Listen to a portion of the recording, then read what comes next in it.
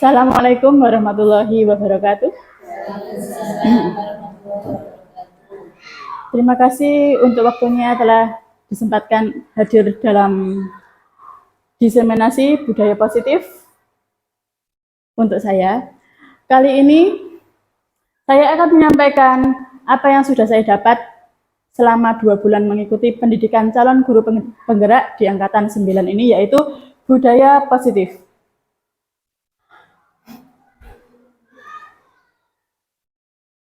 Salam dan bahagia. Perkenalkan, saya Retno Kinanti Rahayu dari SDN 1 Senangrejo. Saya mengampu mata pelajaran pendidikan jasmani, olahraga, dan kesehatan. Tujuan diadakannya diseminasi ini adalah untuk memahami pentingnya membangun budaya positif di sekolah sesuai dengan filosofi pendidikan Ki Hajar Dewantara, yaitu pendidikan yang berpihak pada murid. Nah, di sini ada pertanyaan pemantik untuk dijawab oleh Bapak Ibu guru sekalian. Yang pertama, hukuman dapat mendisiplinkan anak. Betul apa salah? Silakan dijawab. Hukuman dapat mendisiplinkan anak. Kira-kira iya atau tidak?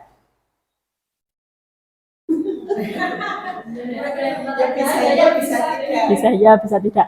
Yang kedua, pemberian hukuman dengan hal positif seperti membaca atau membersihkan halaman sekolah dapat meningkatkan disiplin anak.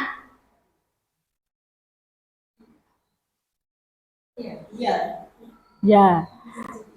Yang ketiga, memberikan penghargaan dapat meningkatkan motivasi belajar anak. Ya. Ya atau tidak? Ya dan tidak. Ya, tergantung situasinya berarti Bu.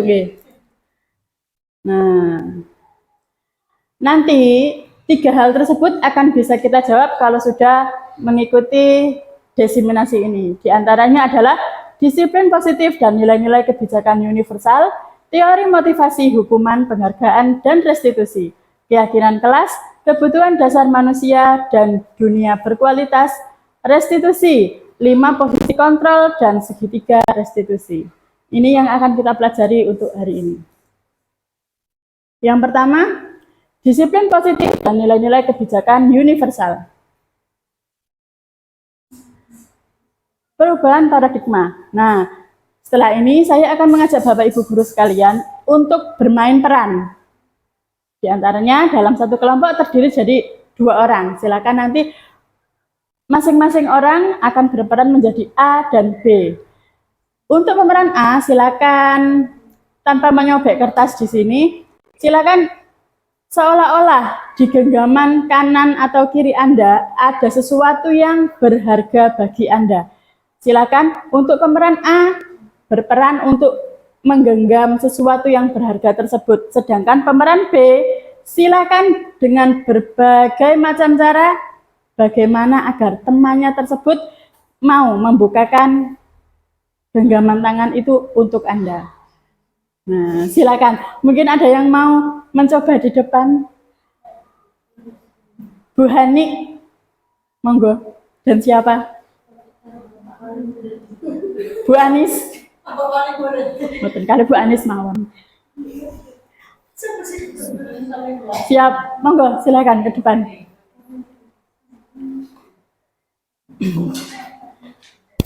Menggenggam sesuatu yang berharga.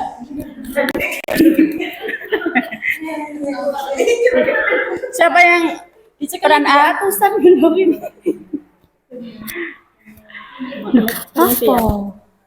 Ini apa maksudnya? Jenengan yang bagian. Iya. Bu Anis yang menggenggam, jenengan yang merayu. Monggo. Silakan dirayu. Kasih contoh. Contoh, monggo jenengan menggenggam dulu. Mana nih? Terserah, bebas. Maju lagi Bu Anis. Bu Anis cantik, ini tangannya bisa dibuka. Ya buka sendirilah, situ kan juga punya tangan. Silakan, dirayu sampai mau membuka tangannya. Mau buka diri enggak Enggak boleh dipaksa. Harus dirayu dengan cara dirayu. Wis Silakan. tangan dibuka. enaknya diangel-angel apa digampangno? Terserah jenengan.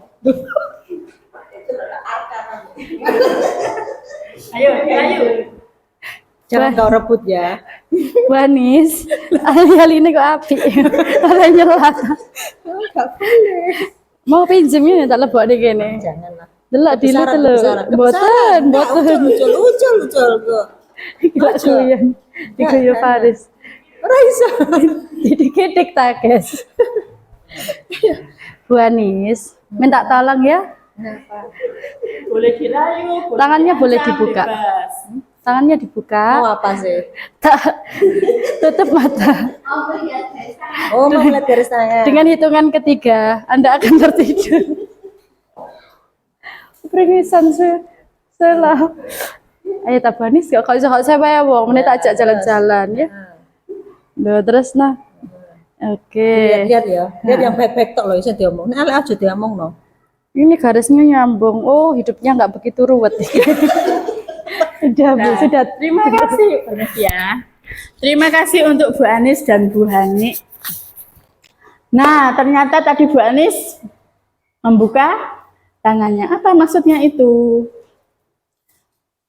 Nah, apakah Bapak Ibu membuka atau menutup kepalan tangan Ibu? Bu Anis tadi sudah membuka. Mengapa dibuka? Nah, karena ada permintaan, alasannya seperti itu. Di dalam kegiatan ini sesungguhnya siapa yang memegang kendali atau kontrol untuk membuka atau menutup kepalan tangan? Bu Anis atau Bu Hani? Bu Anis yang memiliki kendali atau kontrol. Bu Anis tetap mau menutup tangan ataupun mau membuka tangan, semua ada di kendalinya Bu Anis.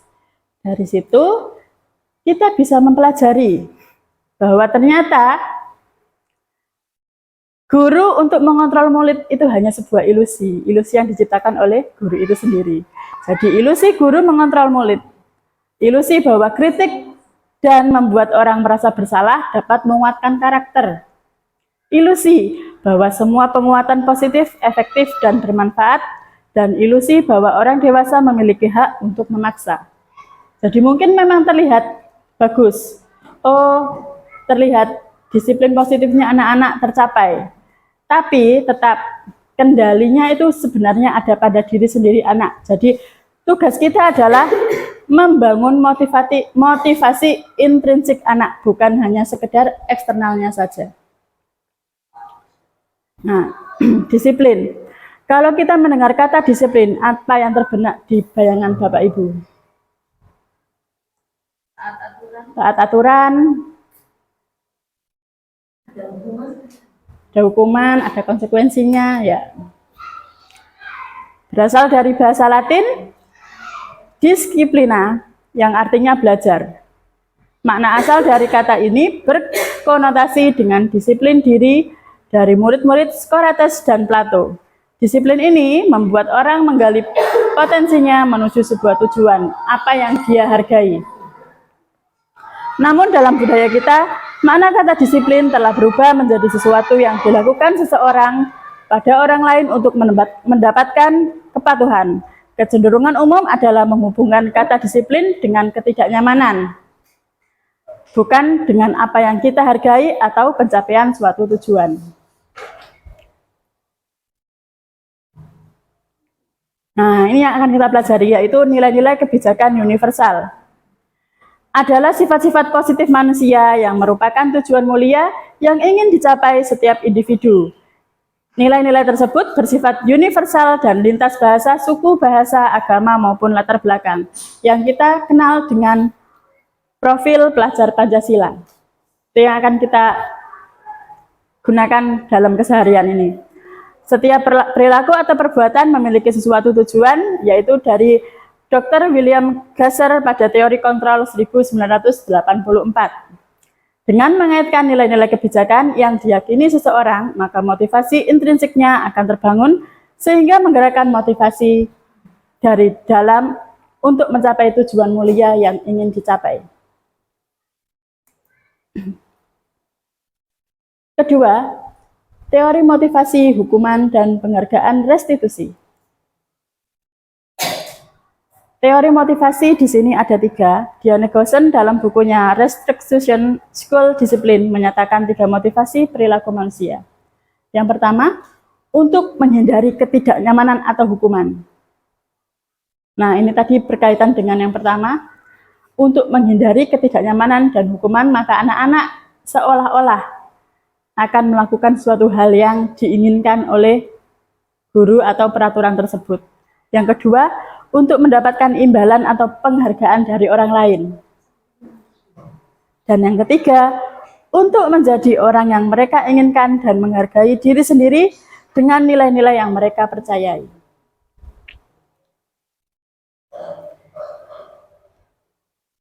Sedangkan merdeka, menurut Ki Hajar Dewantara, adalah tidak hanya terlepas dari perintah orang lain atau perintah dari luar, akan tetapi juga cakap membuat perintah pada dirinya sendiri, yaitu dengan motivasi intrinsik, bukan motivasi dari luar atau eksternal.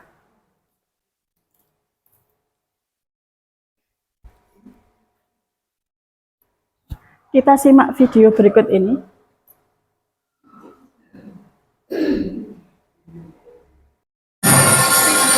Ibu sudah pernah bilang kan sama kalian semua, kalau ibu sengaja mengambil jam pertama untuk mata pelajarannya ibu, untuk melatih kalian disiplin.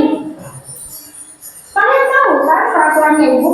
Kalau ibu tidak akan mulai pelajaran kalau masih ada yang terlambat. Kalian siapa kan? Dari mobilan kan? Kenapa percaya terlambat? Kalian mana? Kalian di mana? Ibu sudah bilang, ibu tidak akan mulai pelajaran kalau pandai ibu. Kau tak terlambat. Kayla, sini kok. Apa lagi lakukan Kayla? Hah? Ketiduran kau lagi? Macam kau? Tunggu. Dan kau Kayla, yang keok gara-gara kau kita semua tidak belajar. Lempang ini, tunggu terus. Sudah. Ya sudah. Kayla di situ. Tapi ingat kau besok, kalau kau masih terlambat begini, ibu tidak akan mulai pelajaran lagi.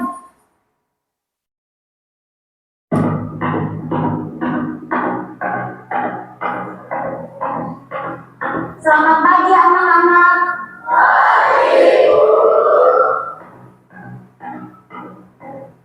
Betul-betul ini kayak lagi. Gak ada obat-obatnya. Kemarin sudah dilempari gara-gara terlambat masuk kelas. Ada yang tahu kemana kayak? Assalamualaikum. Oh, tak terlambat. Gak usah banyak alasan. Begini kapan? Sepanjang pelajarannya ini hari ini, kok begini terus depan? Udah deh, terlambat sih.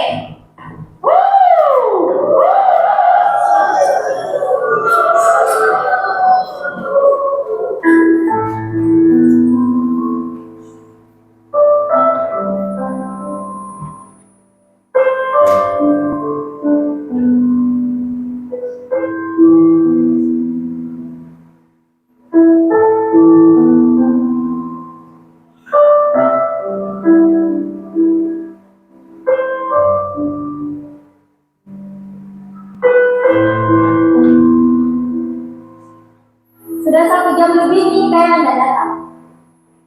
Kira-kira ada yang tahu kemana Kayla? Mungkin hari ini tidak masuk ibu. Karena aku tidak kasih surat ke orang tuanya.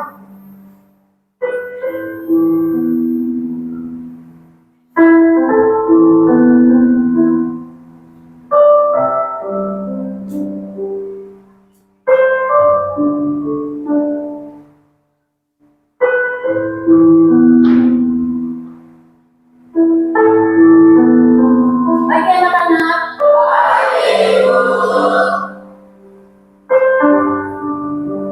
Masuk kok Kayla. Udah terlambat mau lagi. Kayla ke depan bu. Kenapa bu? Berdiri bu. Hari ini saya udah terlambat, udah tenang cepat buku. Kok udah masuk kamar? Sekarang jelaskan pula kepada kita semua di sini kenapa kok selalu terlambat dan malah kemarin kok nggak masuk. Kayla,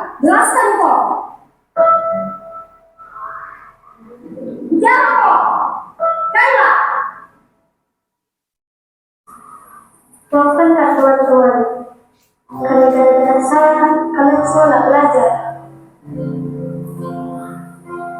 Hari pertama saya terlambat karena mamaku demam berdarah.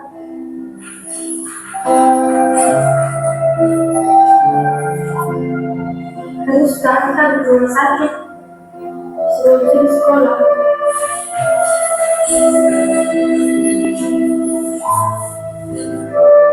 Hari kedua, saya terlambat di sekolah karena harus ke rumah sakit sebelum makan dengan mamaku langsung di sekolah. Hari ketiga kembali, saya tidak masuk sekolah.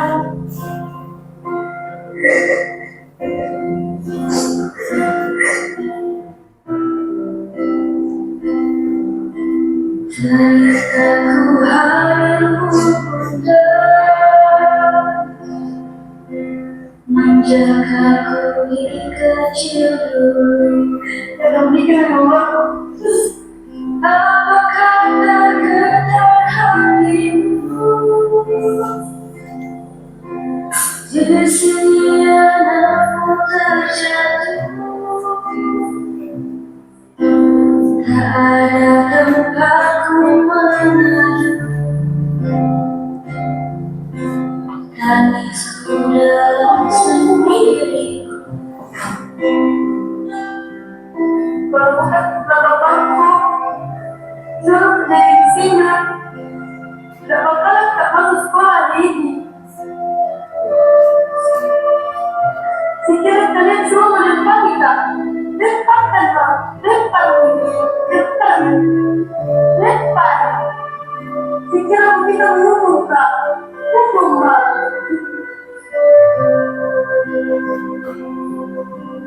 Apakah tergetar hatimu jika sini anakmu terjatuh? Rinduku hadirmu, oh Bunda.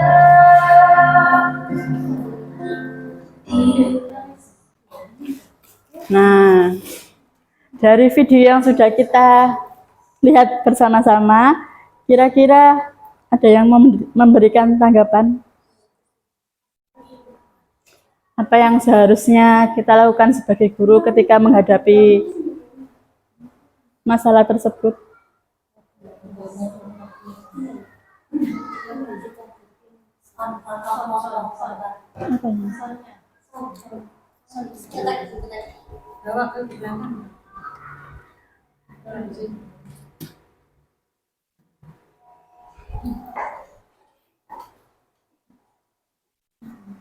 Ada yang mungkin mau memberikan tanggapan? Sebagai seorang guru,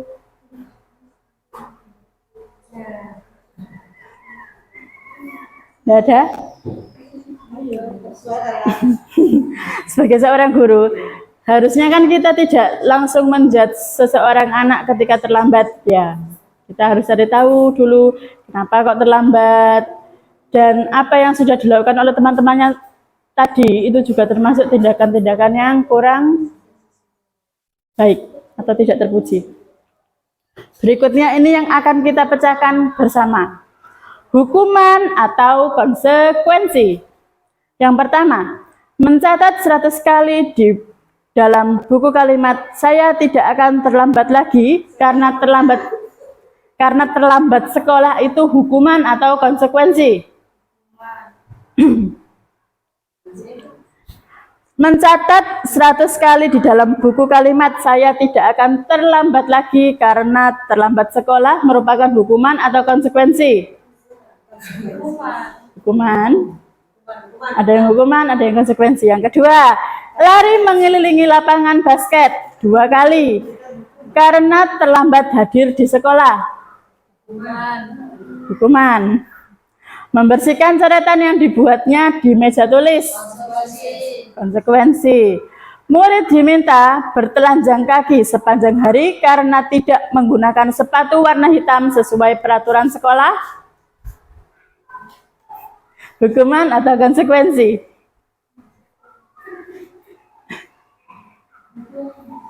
Hukuman?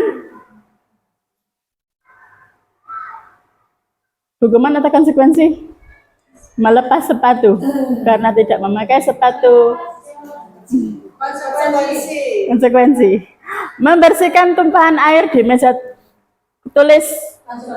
Konsekuensi. Yang terakhir, lari mengelilingi lapangan basket 2 kali karena terlambat 10 menit dalam pembelajaran PJOK. Hukuman. Bisa. Nah, di sini ada dua hal yang hampir sama, tapi berbeda penempatan, yaitu yang pertama, lari mengelilingi lapangan basket 2 kali karena terlambat hadir sekolah. Kalau di sini 2 kali karena terlambat 10 menit dalam pelajaran PJOK. Yang pertama ini nanti termasuk dalam hukuman, dan yang kedua termasuk dalam konsekuensi. Kenapa berbeda? Karena di dalam pelajaran PJOK 10 menit pertama pasti akan digunakan untuk melakukan pemanasan. Karena dia terlambat 10 menit, berarti konsekuensinya adalah dia melakukan pemanasan secara mandiri dengan cara lari keliling lapangan basket. Akhirnya menjadi sebuah konsekuensi untuk si anak tersebut. Nah, ini hukuman dan konsekuensi bisa.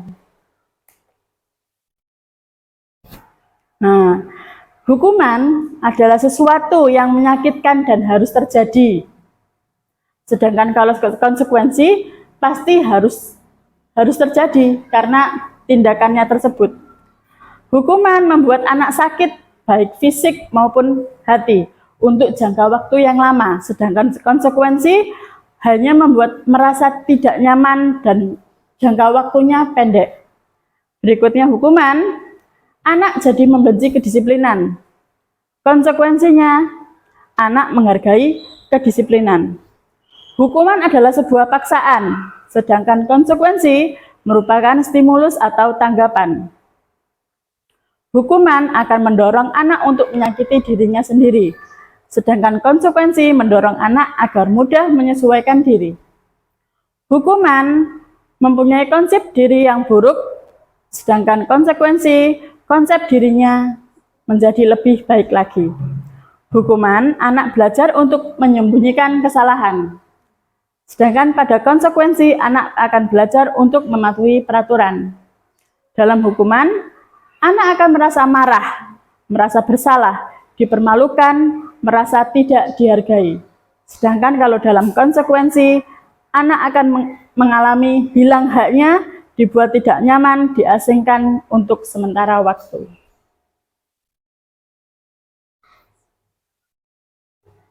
Setelah kita ke hukuman, kita akan menuju ke penghargaan. Tadi di awal kan sudah ada pertanyaan bahwa penghargaan itu apakah bermanfaat? Nah, saat kita berulang kali menjanjikan hadiah kepada anak agar berperilaku bertanggung jawab atau kepada seorang murid agar mempelajari sesuatu yang baru, atau kepada seorang karyawan agar melakukan pekerjaan yang berkualitas, kita sedang berasumsi mereka tidak dapat melakukannya atau mereka tidak akan memilih untuk melakukannya. Jenis penghargaan yang berakibat negatif. Di sini ada penghargaan yang tidak efektif, penghargaan merusak hubungan, penghargaan menurunkan kualitas, penghargaan mematikan kreativitas, dan penghargaan yang menghukum.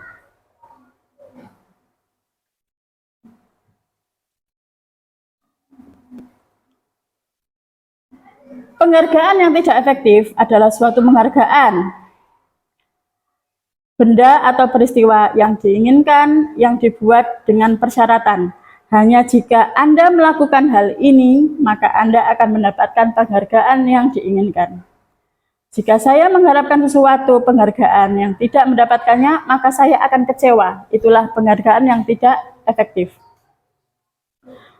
Kedua, penghargaan merusak hubungan. Ketika seseorang diberi penghargaan atau dipuji oleh seseorang di depan orang banyak, maka yang lainnya akan merasakan iri. kok yang mendapatkan hadiah, yang mendapatkan penghargaan hanya anak itu saja. Hanya orang itu saja, walaupun memang beliau atau anak tersebut berhak mendapatkan penghargaan tersebut. Akan menimbulkan iri, dan sebagian dari mereka tidak akan menyukai penghargaan yang dibuat tersebut. Nah, ini biasanya penghargaan yang dilakukan oleh guru terhadap anak-anak yang mempunyai tingkat prestasi yang tinggi. Itu juga ternyata bisa merusak hubungan anak dan teman-temannya.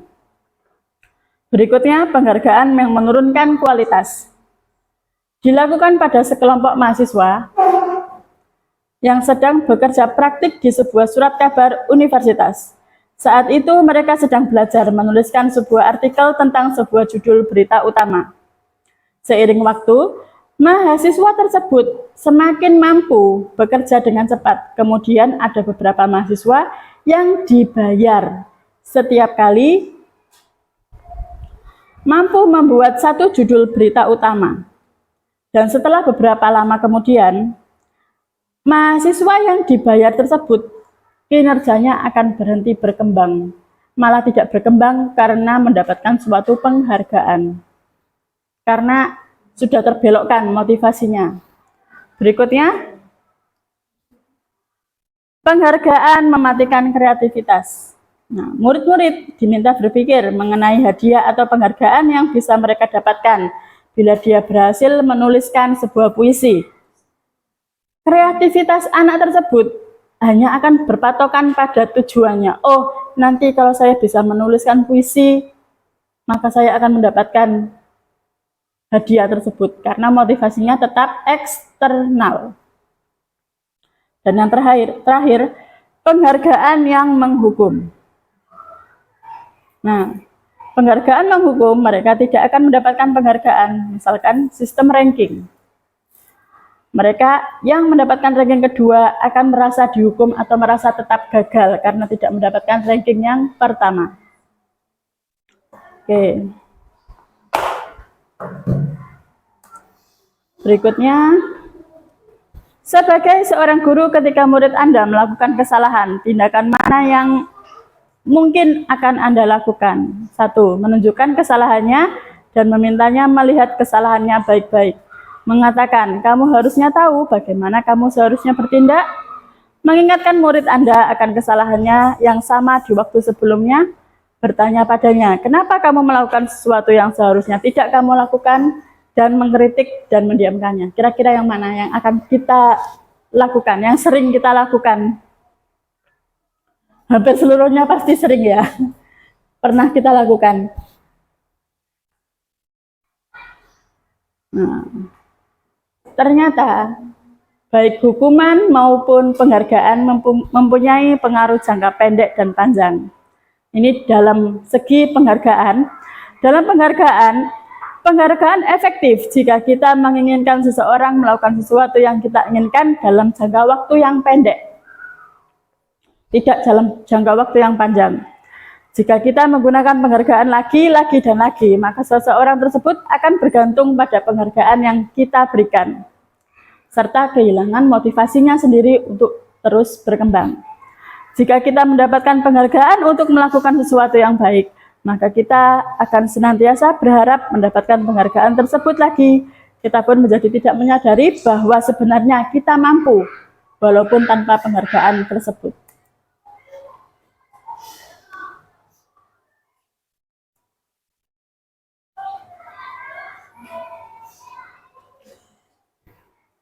Nah, bagaimana cara memberikan bentuk-bentuk program kebijakan atau apresiasi? Dalam memberikan apresiasi atau pengakuan, perlu diingat beberapa hal, yaitu yang pertama, beri pengakuan secara khusus. Yang kedua, beri pengakuan secara pribadi. Yang ketiga, beri pengakuan kepada semua murid secara bergantian. Yang keempat, beri pengakuan secara konsisten. Bisa setiap hari. Fokus pada prosesnya, bukan pada hasilnya. Contoh, ketika kita melihat seorang murid di suatu kelas yang sudah mau mengajak berbicara teman barunya yang baru pindah, kita bisa memberikan penghargaan berupa kata-kata, kemarin saya perhatikan rasa empatimu sangat besar sekali ya. Nah, itu juga merupakan sebuah penghargaan untuk murid kita. Nah, sekarang apa itu restitusi? Restitusi adalah proses menciptakan kondisi bagi murid untuk memperbaiki kesalahannya, sehingga mereka bisa kembali pada kelompok mereka dengan karakter yang lebih kuat. Restitusi juga merupakan proses kolaboratif yang mengajarkan murid untuk mencari solusi untuk masalah mereka, dan membantu murid berpikir tentang orang seperti apa yang mereka ingin menjadi atau tujuan mulia dari dirinya sendiri, dan bagaimana mereka harus memperlakukan orang lain. Jadi bukan hukuman, bukan konsekuensi, melainkan kita bisa melakukan restitusi untuk murid kita. 9 ciri restitusi. Bukan untuk menebus sebuah kesalahan, namun untuk belajar dari kesalahan, memperbaiki hubungan, melakukan tawaran dan bukan paksaan. Restitusi menuntun untuk melihat ke dalam hati. Restitusi mencari kebutuhan dasar dan mendasari tindakan. Restitusi diri adalah cara yang paling baik. Restitusi fokus pada karakter, bukan tindakan. Restitusi fokus pada solusi, dan restitusi mengembalikan murid yang berbuat salah kepada kelompoknya. Berbeda sekali ya, dengan hukuman maupun konsekuensi. Nah, ini bisa kita lihat. Hukuman akan membuat anak-anak mengalami identitas yang gagal, sedangkan konsekuensi dan restitusi masih dalam identitas yang sukses, tetapi tetap akan ada banyak perbedaan antara konsekuensi dan restitusi. Nah, diantaranya, kalau konsekuensi tadi kan harus terjadi, sedangkan kalau di restitusi, anak bisa memilih. Jadi anak diberikan pilihan untuk menyelesaikan permasalahannya tersebut. Jadi modelnya seperti sistem coaching. Nah,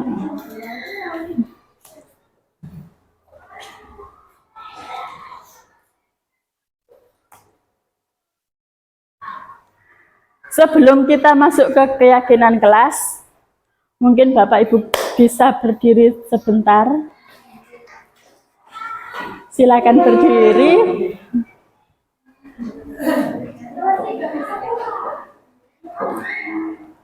Berdiri sejenak.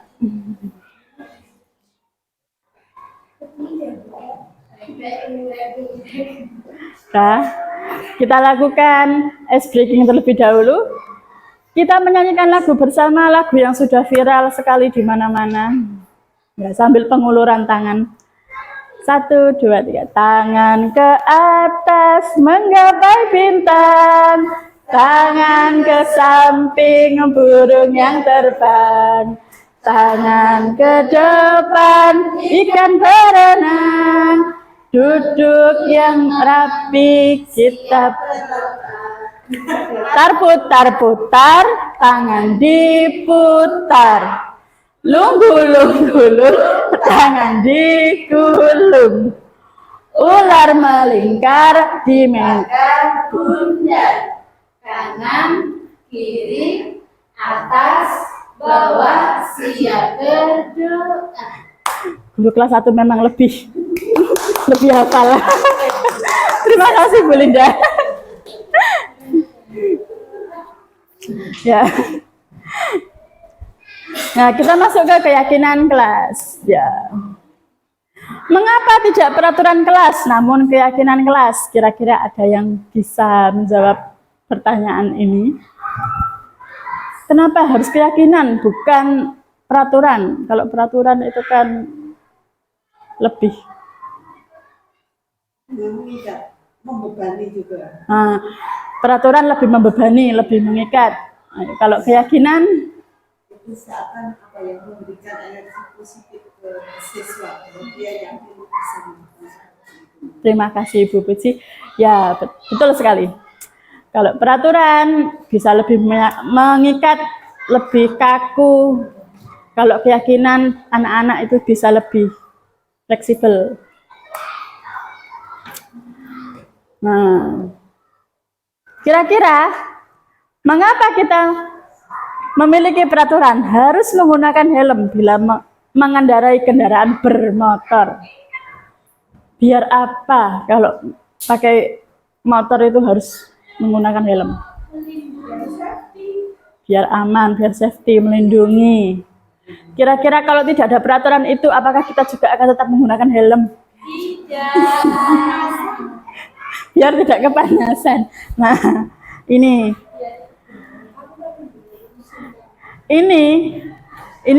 namanya peraturan. Tapi kalau ketika peraturan ini dihilangkan, maka akan timbul sebuah keyakinan bahwa kita memakai helm itu untuk keselamatan diri kita. Tuh, keyakinan. Keyakinan mendukung motivasi intrinsik kembali ke nilai-nilai atau keyakinan lebih menggerakkan seseorang. Nah, itu tadi seperti helm tadi itu.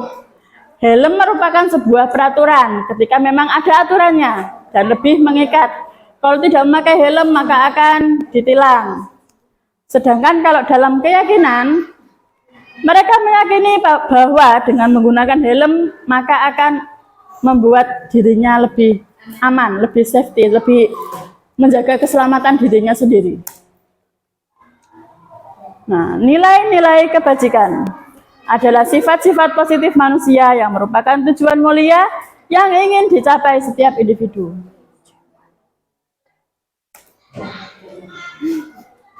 Keyakinan, boleh, monggo silakan. Keyakinan kelas. Seseorang akan lebih tergerak dan lebih bersemangat untuk menjalankan keyakinannya daripada hanya sekedar mengikuti serangkaian peraturan tertulis tanpa makna. Nah, seperti contohnya kemarin, di kelas 6 sudah membuat sebuah keyakinan kelas yang disepakati bersama. Jadi keyakinan itu bukan hanya gurunya saja yang membuat sebuah keyakinannya, tetapi bersama-sama dengan muridnya. Meyakini apa saja sih yang kira-kira itu baik untuk dirinya di dalam kelas tersebut. Nah, itu merupakan sebuah keyakinan kelas. Nah, ini yang sudah dibuat kemarin dari anak kelas 6. Keyakinannya dari yang bergotong royong, saling menolong, mandiri, kreatif. Mandiri kemarin sudah dibuat, yaitu ketika gurunya berhalangan hadir atau ada sebuah rapat, maka anak-anak akan tetap belajar secara mandiri. Nah, itu kemarin yang sudah dibuat oleh anak-anak kelas 6. Berikutnya adalah 5 kebutuhan dasar manusia. Yang pertama, kebutuhan bertahan hidup. Kebutuhan bertahan hidup merupakan sandang, pangan, papan. Nah, ini semuanya adalah kebutuhan fisik wajib ya. Berikutnya adalah kasih sayang dan rasa diterima. Ketiga, kebebasan. Keempat, kesenangan. Kelima adalah penguasaan. 5 kebutuhan dasar ini harus terpenuhi.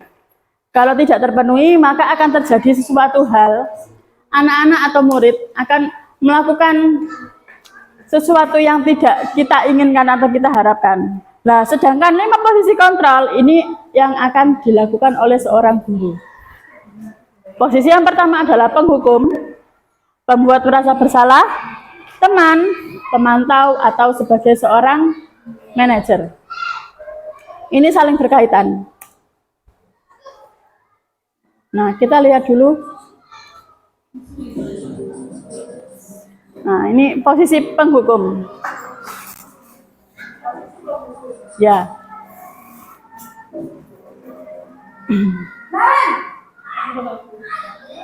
Sini kamu. Selalu terlambat. Kamu deh, pasti terlambat. Maaf Bu, saya Apa? Apa coba? Alasan kamu apa lagi? lagi. Kapan sih kamu tidak terlambat? Malas sekali ya kamu jadi anak. Saya Dasar pemalas. Gak kapok-kapok sih kamu. Sudah berapa kali terlambat? Sana, kamu keliling lapangan basket 2 kali. kenapa saya harus ke lapangan basket, Bu? Kenapa? Kamu melawan ibu. Berani-beraninya jawab. Sudah terlambat, masih berani jawab nggak? Sekarang, keliling lapangan basket 5 kali sekalian. Biar kapok. Cepat. Pergi sana ke lapangan basket.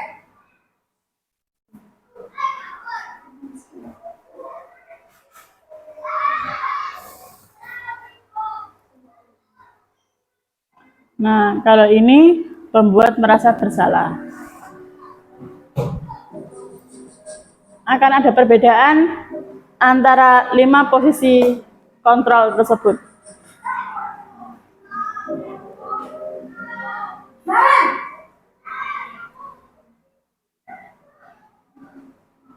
Selamat pagi, Bu.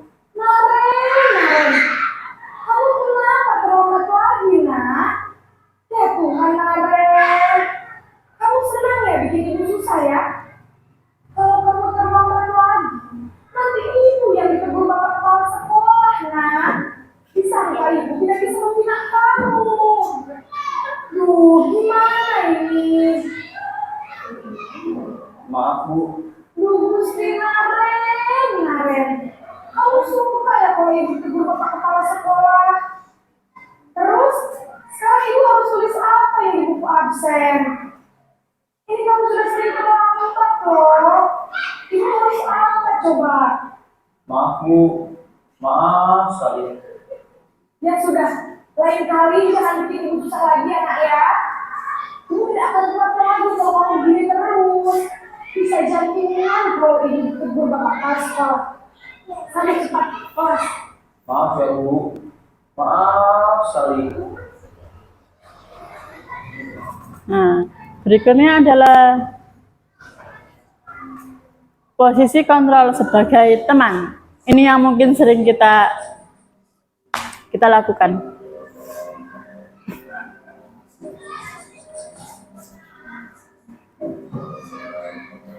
Naren!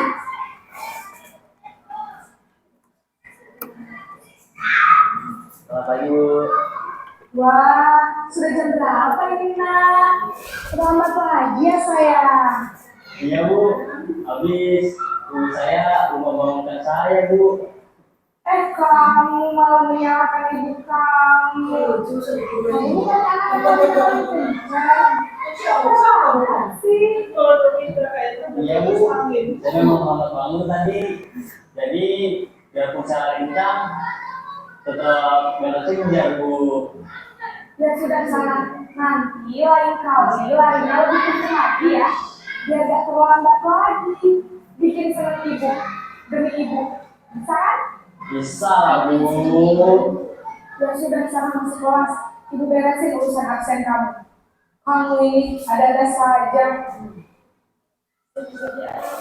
Nah, kira-kira dari 3 posisi kontrol tersebut, apakah sudah ada yang baik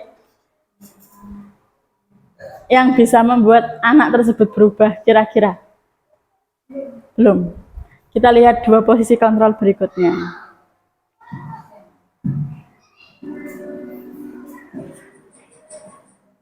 Ini posisi kontrol yang keempat, yaitu pemantau.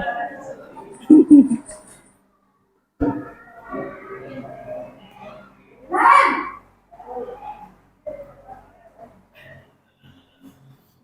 Selamat pagi, Bu. Naren, apa peraturan sekolah kita tentang jam berapa kita harus masuk sekolah? Nak? Nah, di sini Ibu menanyakan dulu peraturan sekolahnya itu apa. Sekarang sudah jam 7.20. Kamu sudah tahu konsekuensinya? Ditanyakan konsekuensinya apa. Maaf, Bu. Saya harus tinggal kelas pas jam istirahat selama 20 menit. Iya benar, konsekuensinya demikian. Jadi nanti jam 9.30 pas istirahat, kamu harus tinggal di kelas, kerjakan tugas tambahan untuk ketertinggalan kamu, ya? Baik, Bu. Nah, di sini di sini menggunakan sebuah konsekuensi.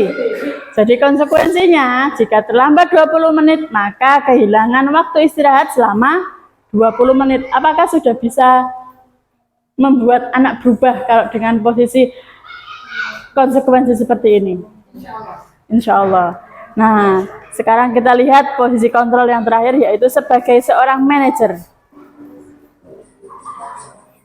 Posisi kontrol terakhir yaitu guru sebagai manajer.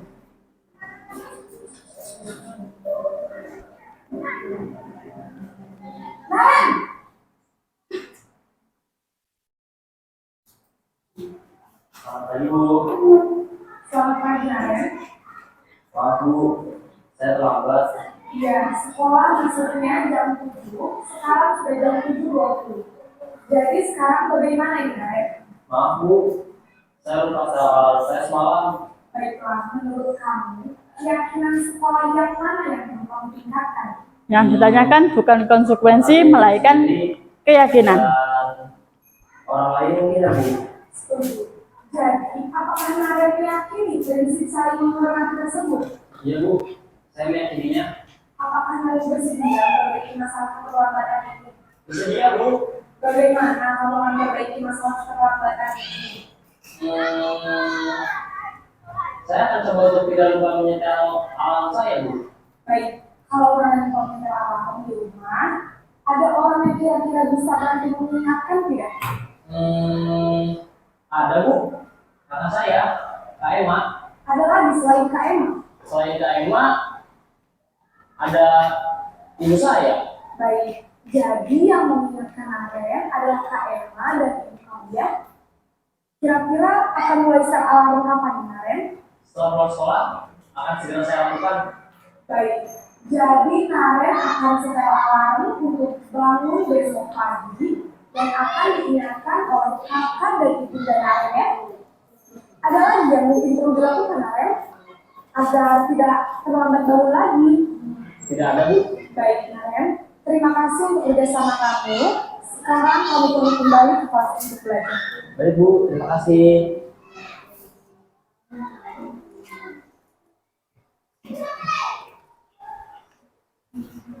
Nah, dari sini kan kira-kira selama ini Anda semua ada di posisi yang mana? Di penghukum kah, pembuat merasa bersalah kah, di teman, pemantau, atau sudah di posisi paling bawah yaitu manajer? Pemantau.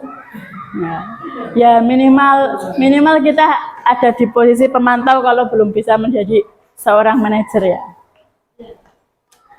Ini posisi kontrol ini bisa kita terapkan di rumah kepada anak-anak kita maupun di sekolah kepada murid-murid kita.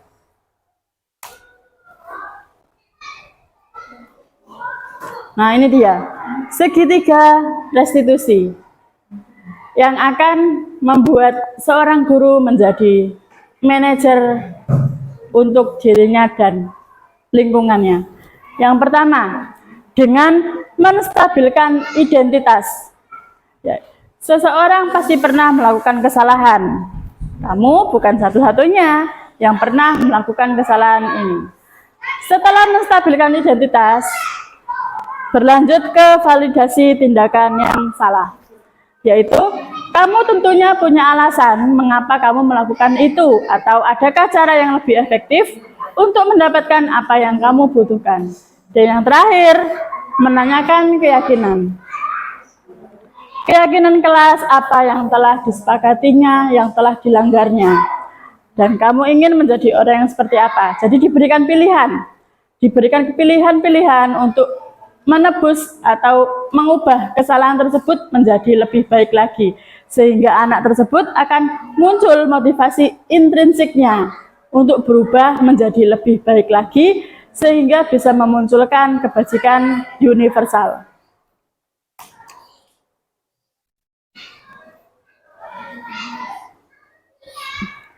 Nah, kira-kira apakah ada hal-hal baru yang Anda dapatkan dari diseminasi hari ini?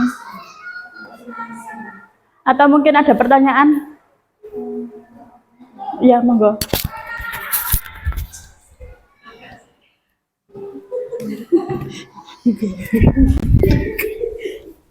Sebentar ya.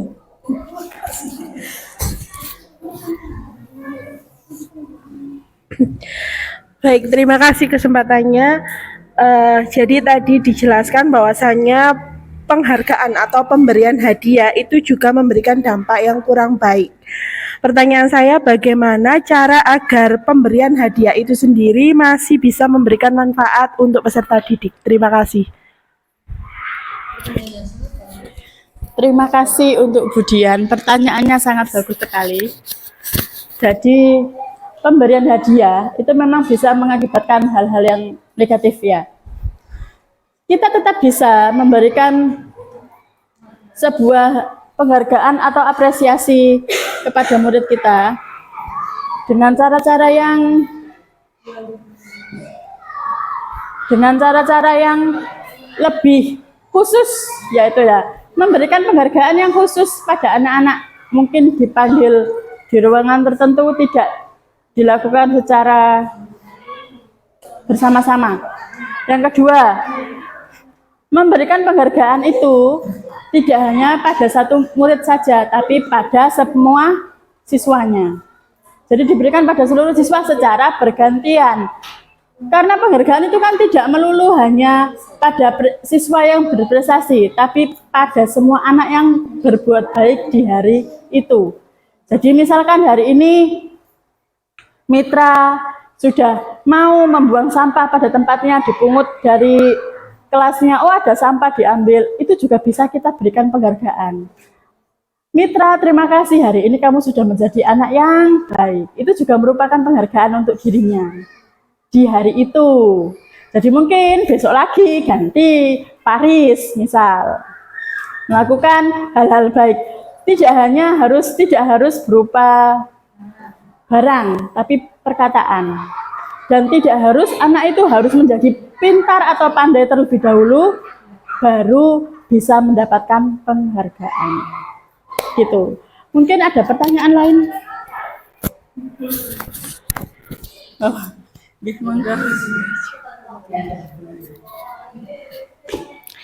Yang ingin saya tanyakan tadi ada segitiga tentang restitusi. Ya, bisakah ketika kita melakukan restitusi itu hanya memilih salah satu atau keduanya saja, tidak melewati ketiganya? Terima kasih, pertanyaannya juga bagus sekali.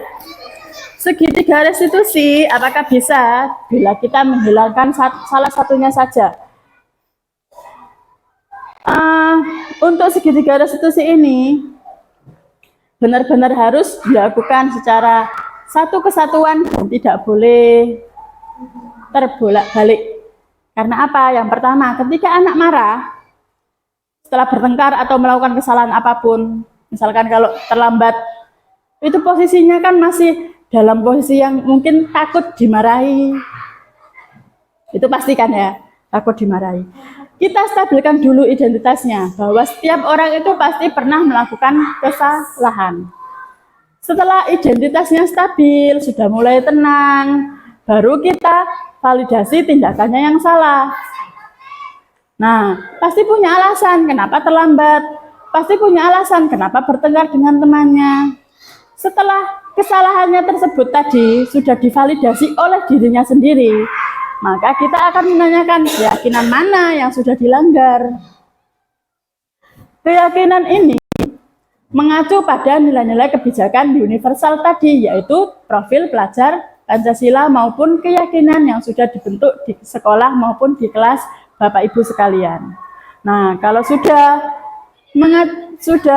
tahu anak-anak bahwa keyakinan apa yang sudah dia langgar, maka kita berikan bantuan menggiring anak untuk menemukan solusinya tersebut. Jadi bukan kita yang memberikan solusi, kita hanya membantu anak-anak untuk menemukan solusinya, memberikan sebuah sebuah gambaran kira-kira kalau sudah berbuat salah kira-kira harus seperti apa. Nah, seperti itu. Nah, ini juga mengacu pada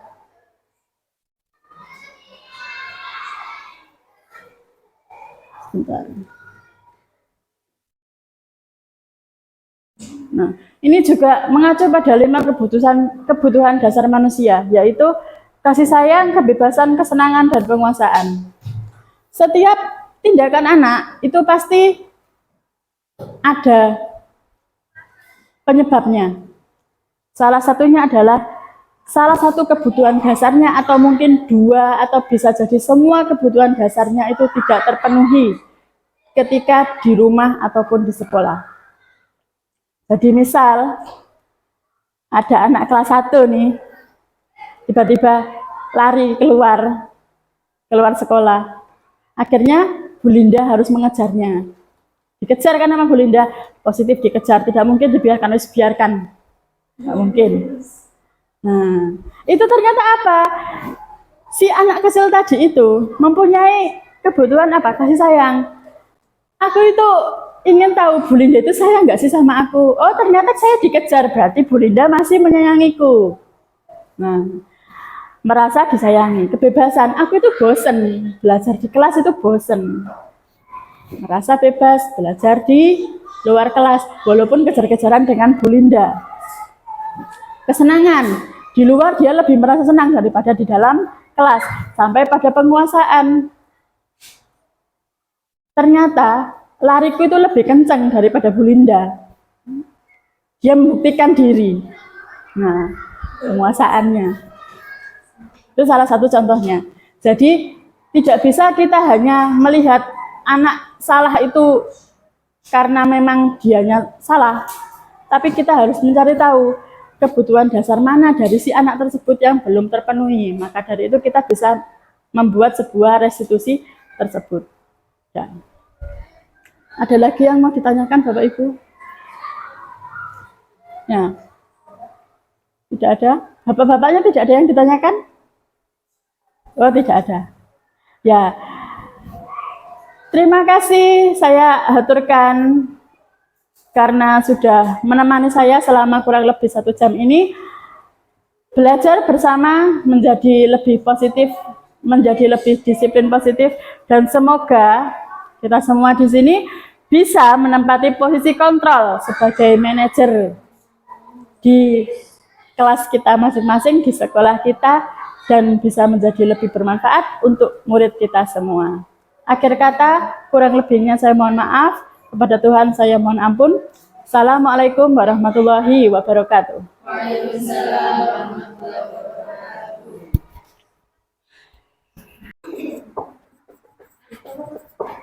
Nah, keyakinan kelas ya. Kita akan membuat sebuah keyakinan kelas. Tujuannya apa? Agar kelasmu ini, khususnya di kelas ini, di kelas PJOK, benar-benar bisa berjalan sesuai dengan apa yang kita harapkan. Jadi contoh misalkan, keyakinan yang pertama, ketika ada yang berbicara di depan, yang lain mendengarkan atau berbicara sendiri, atau keyakinanmu yang terbaik menurutmu, berbicara sendiri atau mendengarkan yang sedang berbicara di depan. Apa kira-kira? Yang mana kira-kira? Halo? Kira-kira yang mana? Antara berbicara sendiri atau mendengarkan? Mendengarkan. Berarti silakan ditulis sebanyak mungkin apa yang kamu inginkan, hal-hal baik, apa yang ingin kamu dapatkan ketika melakukan pelajaran PJOK. Contoh misalkan, Bu, aku tuh nggak bisa melakukan pembelajaran ini, jadi saya harap kita saling tolong-menolong atau saling membantu. Nah, itu salah satu contohnya. Silakan ditulis terlebih dahulu.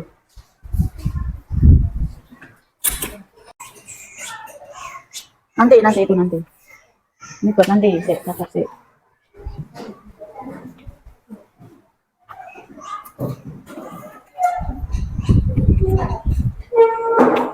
Yang sudah selesai kertasnya yang sudah saya bagikan bisa sambil dibuat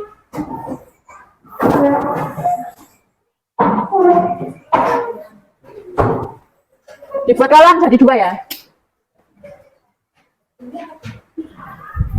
Enaknya sih gini, di atasnya ditulis dulu keyakinan kelas PJOK. Gini ya.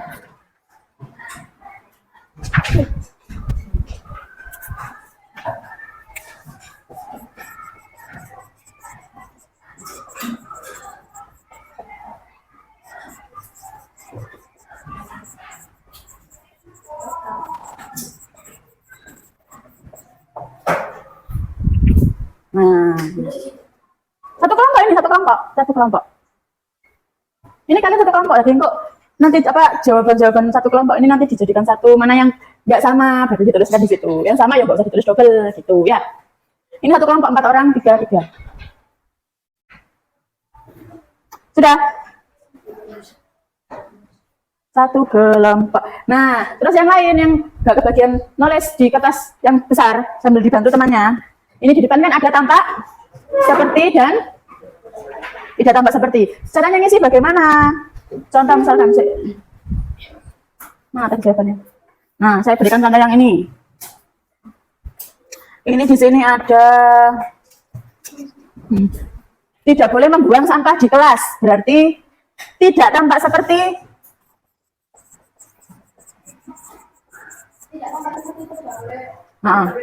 ya. Bukan, kayak lawan kata.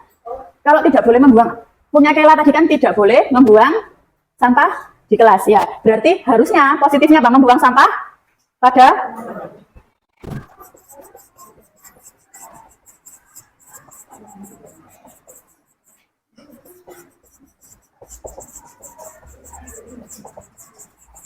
Nah, ini kan membuang sampah pada tempatnya. Tampak seperti membuang sampah pada tempatnya. Tidak tampak seperti, berarti apa? Membuang sampah.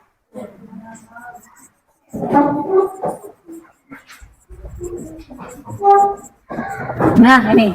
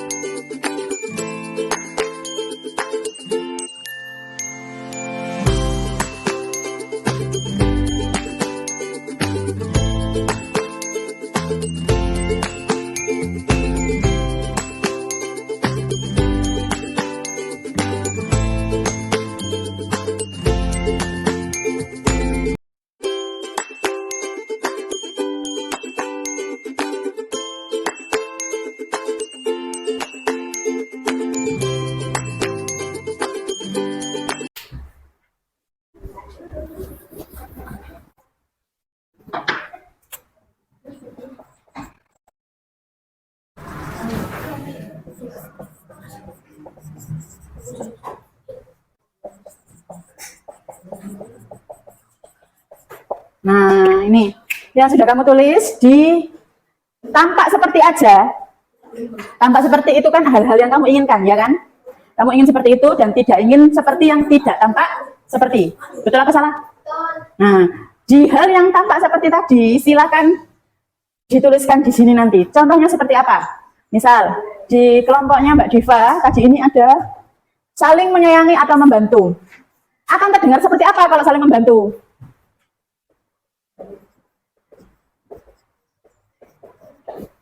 Sini saya bantu, ya kan?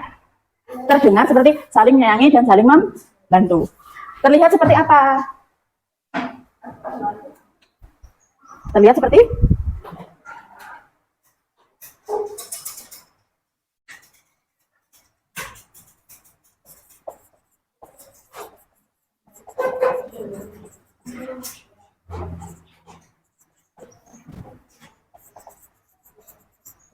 mempunyai rasa empati. Ketika temannya ada kesusahan, kita merasakan kesusahannya tersebut dan membantu dia. Sini saya bantu, sini saya tolong. Nah, perilaku apa yang terwujud di situ? Tolong menolong, tersenyum ramah,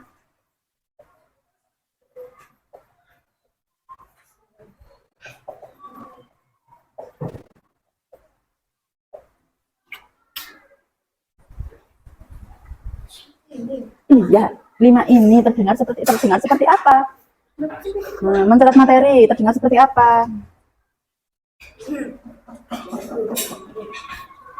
Sudah, cukup.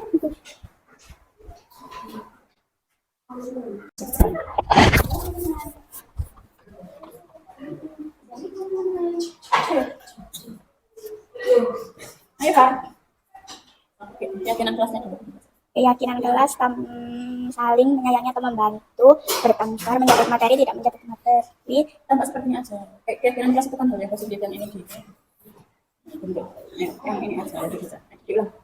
Keyakinan kelas saling menyayangi atau membantu, mencatat materi, mendengarkan guru saat menyampaikan materi, tenang saat pelajaran, memakai alas kaki saat belajar.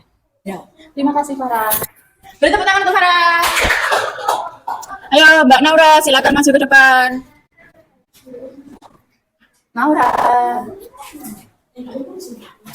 Naura Kamilia, ya. Sakila Putri. Oh, tak kira Naura Kamilia Putri. Bukan ya? Kamilia di ini.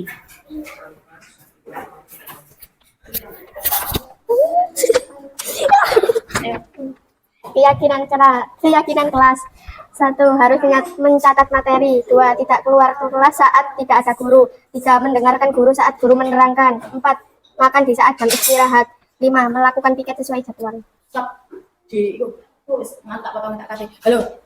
Tidak keluar kelas saat tidak ada guru itu kalimat positifnya bisa seperti apa? Tetap berada di dalam kelas. Ya, jelaskan.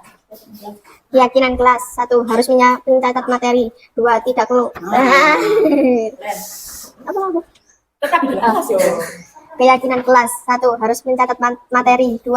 Tetap di dalam kelas. 3. Mendengarkan guru saat ada guru.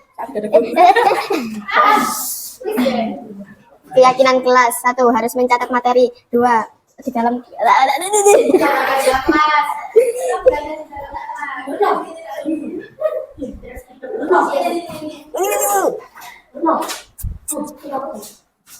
Kita berada di dalam tetap berada di dalam kelas. Keyakinan kelas 1.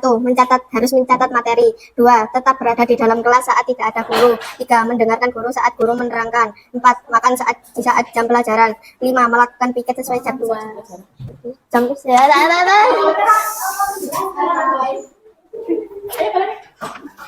Keyakinan kelas 1. Harus mencatat materi. 2. Tetap berada di dalam kelas saat tidak ada guru. 3. Mendengarkan guru saat guru menerangkan. 4. Makan di saat jam istirahat. 5. Melakukan piket sesuai jadwal. Ya, terima kasih. Kelompok terakhir siapa? Beri tepuk tangan untuk Naura dulu. Ya, kelompok terakhir siapa? Davi. Ini siapa? Ini tuh. Ya, yang bisa saja. Keyakinan kelas ini beda dulu ya. Keyakinan kelas. Memperhatikan guru saat pembelajaran. Tidak Memakai sepatu. saat pembelajaran. Harus mencatat materi. Mendengarkan guru saat menjelaskan. Tidak boleh keluar kelas. Kalimat yang positif mau sudah dikasih tahu kok. Bilang dari awal. Ayo. Tetap berada di dalam kelas berarti kan? Dibilang dari awal. Keyakinan kelas. Memperhatikan guru saat pembelajaran. Tidak boleh. Ya, tetap memakai sepatu. Diganti saya kan aku. Tetap memakai sepatu. Tetap memakai sepatu ya, Bu?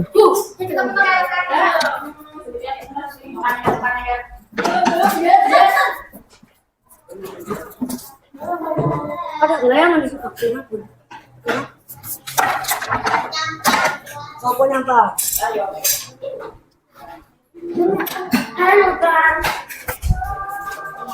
Keyakinan kelas. Memperhatikan guru saat pembelajaran. Tetap memakai sepatu saat pembelajaran. Harus mencatat materi. Mendengarkan guru saat menjelaskan. Tetap berada di dalam kelas. Ketika tidak ada guru. Terima kasih Davi. Tepuk tangan untuk Davi. Nah, itu semua adalah keyakinan kelas yang sudah kita sepakati bersama. Dari 3 tadi, coba sini. Ini kebanyakan kan ada yang sama ya. Kebanyakan ada yang sama, jadi akan saya rangkum di kelas PJOK, keyakinan kelas kita yang pertama.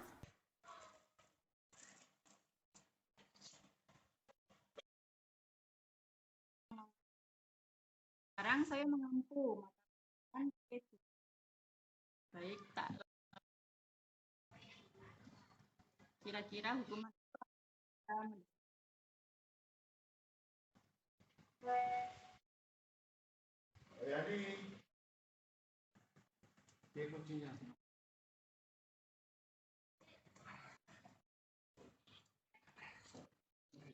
monggo. Ya.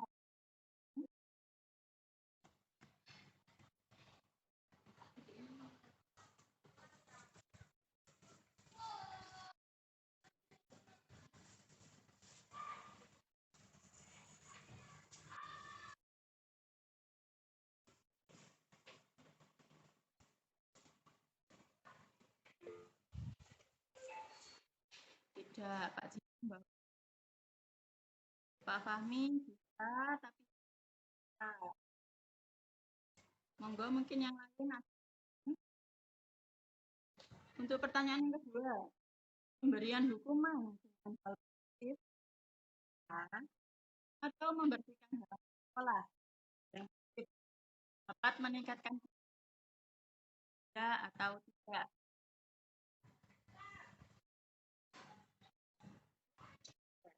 Iya. Iya. Menurut saya pemberian hukuman dengan hal positif atau membersihkan halaman sekolah dapat menurut saya berikan dampak yang positif. Positif ya. Kita harus yang lainnya yang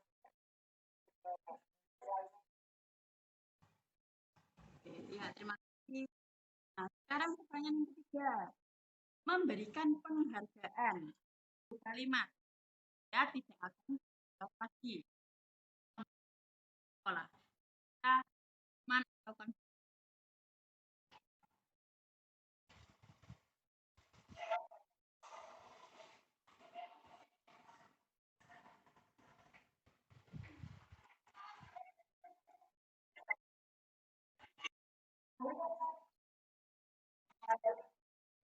masuk hukuman atau satu kali.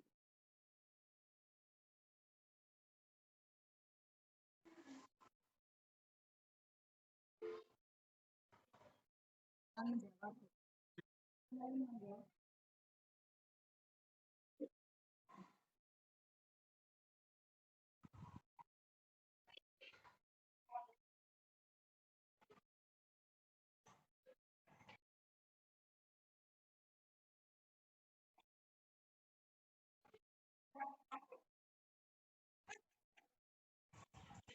Kalau tidak mungkin Bumi menjawab. Ini kira-kira hukuman atau konsekuensi mencatat 100 kali.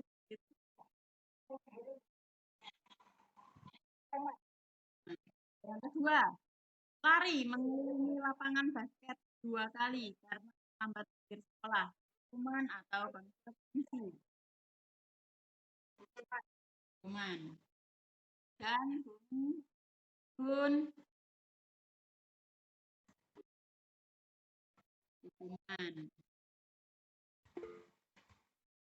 Oke, berikutnya. Membersihkan coretan yang dibuatnya di meja tulis atau konsekuensi. Kenapa harus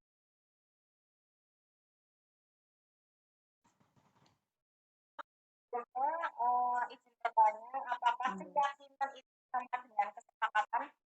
Karena di kelas saya dan kelas saya juga macam menulis ya. Kesepakatan kelas, apakah itu sama dengan keyakinan kelas? Ini saya jelaskan.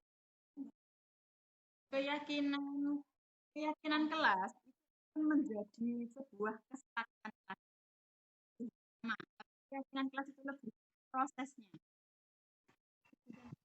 Ya, sama.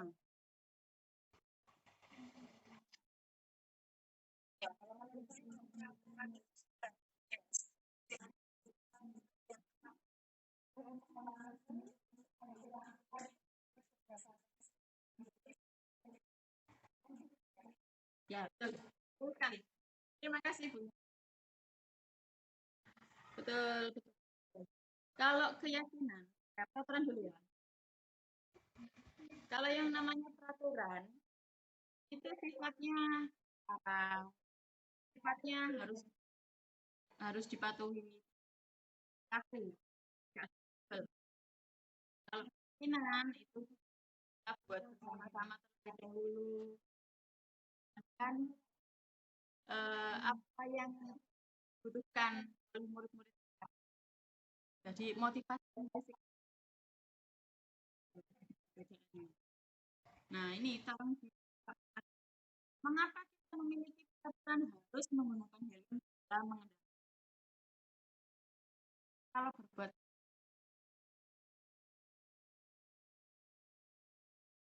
itu marah, emas. Nah harus kita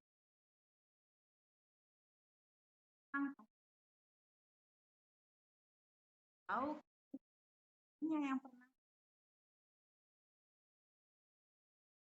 setelah anak mulai kita bisa memvalidasi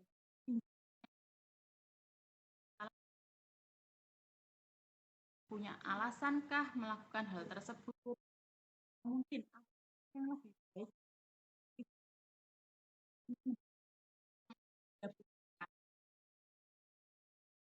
yang terakhir setelah divalidasi kemungkinan apa yang sudah itu nah fungsinya itu ini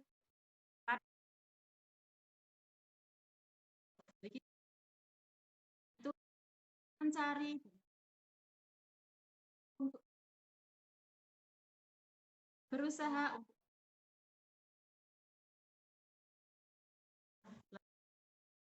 bicara. Nah, berdasarkan membuat peran dan murid kita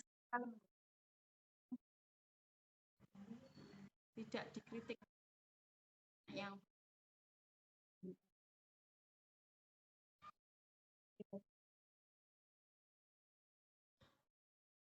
semua perilaku pasti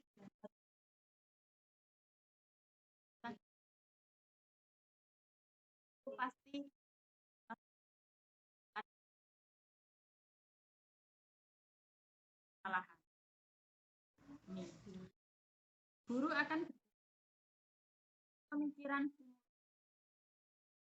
proaktif, kenali hubungan dengan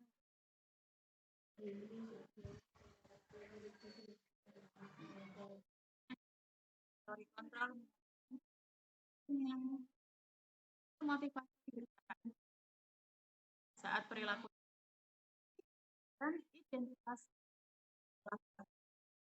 itu mengaitkan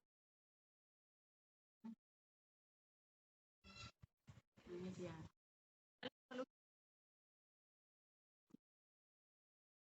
pertama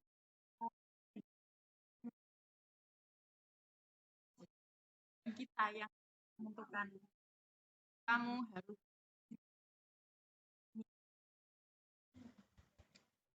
berikutnya ada refleksi akan dikerjakan.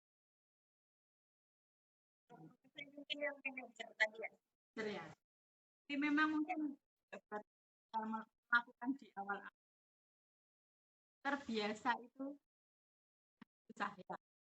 Bisa itu karena kita pasti bisa. Terima kasih untuk dan mungkin barangkali ada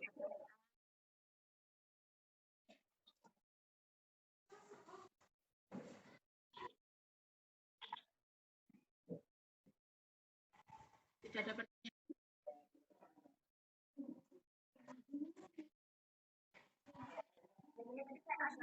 Yang kurang paham dengan yang berapa tadi sudah dijelaskan itu ya. Nah, tapi itu Pak sesuai berapa? Nanti kita jangkrik aja mungkin ya. Oh, boleh, boleh. Kalau ada yang kurang paham bisa saya pribadi. Mungkin ada lagi yang mau ditanyakan? Cukup? Untuk teman-teman yang lain silahkan. Bu Supri, gimana kabarnya? Ya, kalau misalnya ada yang perlu tanyakan, Siap, Bu. Saya siap menjawab. mungkin mohon dikirim apa yang namanya slide-nya sekarang sebelum agar ada lagi. Oh, boleh, siap. Baik, sebelum saya mengakhiri webinar pada pagi ini, kita bersama-sama ya, nanti open mic bersama-sama nanti direkam. Sekarang slogannya guru penggerak. Tergerak, nah ini tergerak, tangan kanan di dada kiri, tergerak, bergerak, bergeraknya dikepalkan tangannya satu depan, ya. Menggerakkan dua tangan. Oke, bisa kita lakukan bersama-sama ya. Boleh open cam sebentar, open cam dan open mic biar rame. Sudah siap? Oh, yang lain mungkin masih ada. Satu, Bu Supri, mic-nya belum di open. Open mic dulu.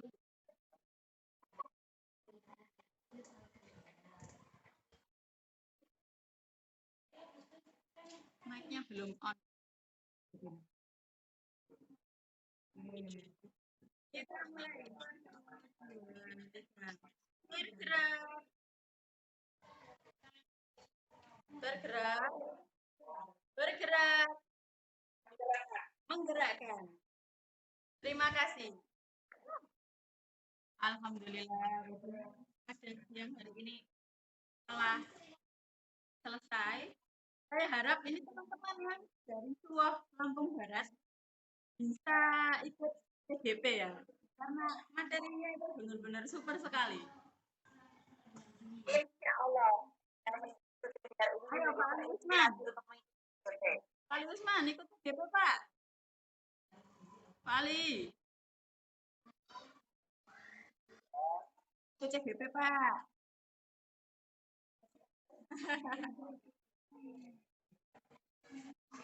Ya, saya foto dulu ya. Mau ambil